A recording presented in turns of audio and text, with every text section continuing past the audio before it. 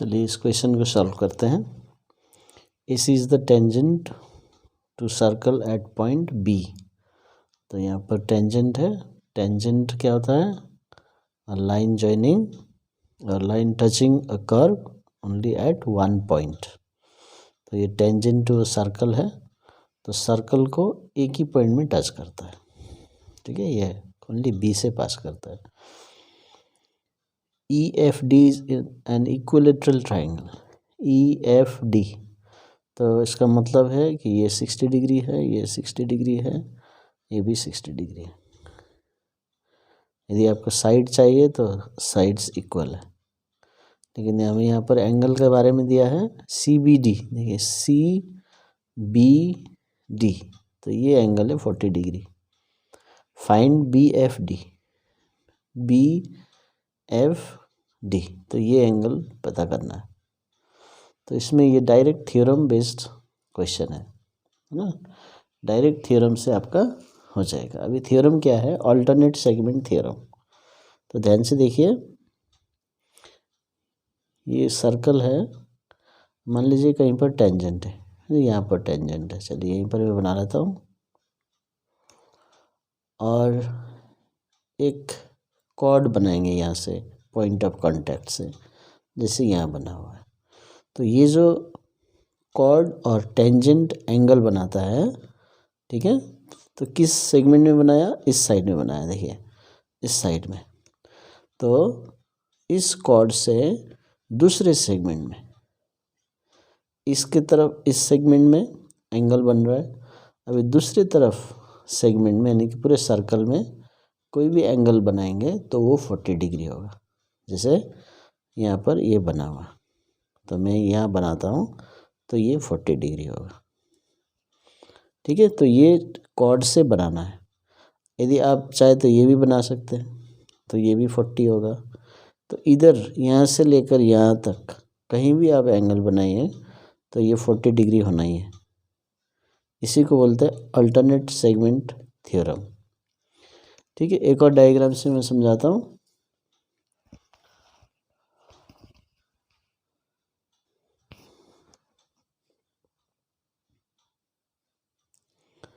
मान लीजिए ऊपर में टेंजेंट है, तो ये कॉर्ड बना लिया आपने।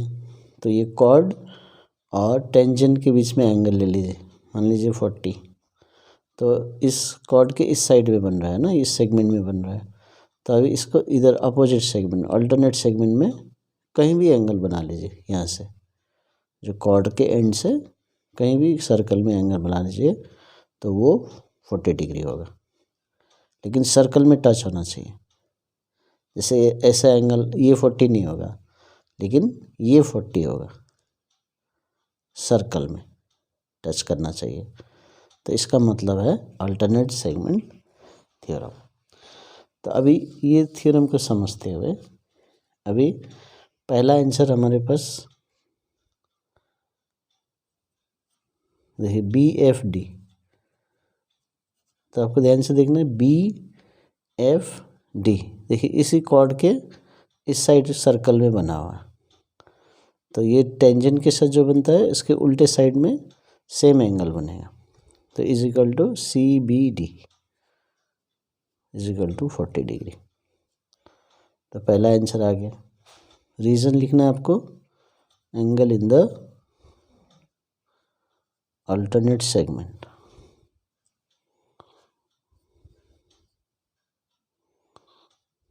इज इक्वल टू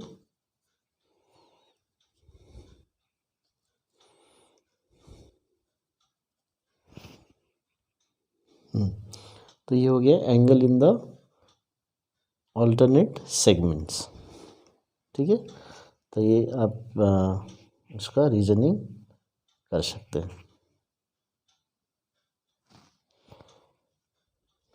ओके, अभी दूसरा क्या है? FBD। FBD, तो यानी कि ये एंगल निकालना। अभी इसमें आपको साइक्लिक क्वाड्रिलेटरल का कॉन्सेप्ट लगाना है। और साइक्लिक क्वाड्रिलेटरल क्या होता है? एक क्वाड्रिलेटरल जो सर्कल, जिसका वर्टेक्स या वर्टिसेस सब सर्कल में रहते हैं, ऐसे करके, तो इसको बोलते हैं साइक्लिक। अब इसका प्रॉपर्टी है ऑपोजिट एंगल्स आर सप्लीमेंट्री, मतलब इसको और इसको ऐड कीजिए तो 180 आएगा, 180 डिग्री ये एंगल और इसका अपोजिट, तो P प्लस Q कीजिए 180 डिग्री आएगा। ठीक है, तो ये होता है साइक्लिक क्वाड्रिलेटरल का property, opposite angles are supplementary और sum of the opposite angle is equal to 180 degree. तो हम क्या लिखेंगे फिर यहाँ पर, देखिए अभी इक्विलेटरल के लिए पहले से हमने 60 डिग्री लगाया, तो एंगल E इज 60 डिग्री, ये गिवन है। अभी एंगल E प्लस ये FBD ये मिला के 180 डिग्री होना चाहिए। क्यों? क्योंकि ये साइक्लिक क्वाड्रिलेटरल है। तो यहाँ पर लिखना है BDEF is a cyclic quadrilateral.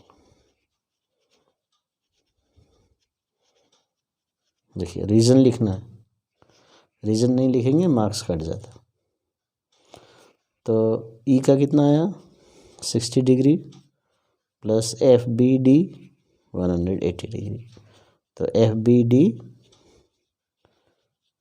Minus 60 120 degree हो गया।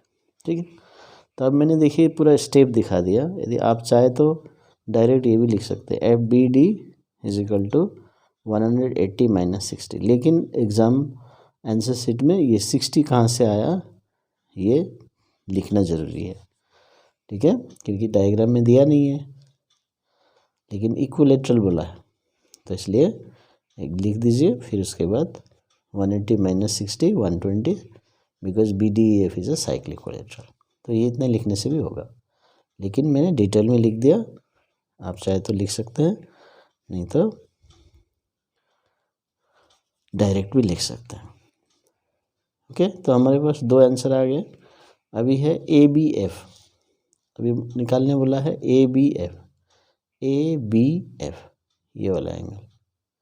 तो देखिए अभी हमारे पास ये 40 डिग्री है, 120 है, और ये कितना है, तो ये स्ट्रेट लाइन है, टेंजेंट है ना, ये टेंजेंट है, तो इसका पूरा एंगल 180 डिग्री होता है।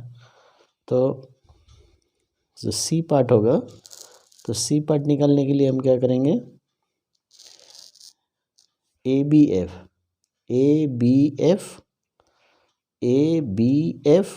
Plus 120 plus 40 is equal to 180 degree लिखेंगे, स्ट्रेट एंगल।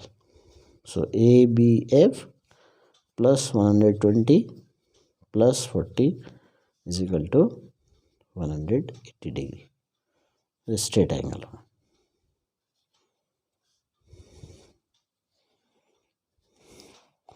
तो इसका रीज़न है स्ट्रेट एंगल। इसको सॉल्व कर दीजिए, तो ये आपका सॉल्यूशन आ जाएगा। ठीक है, तो ABF 20 डिग्री हो गया। Thank you.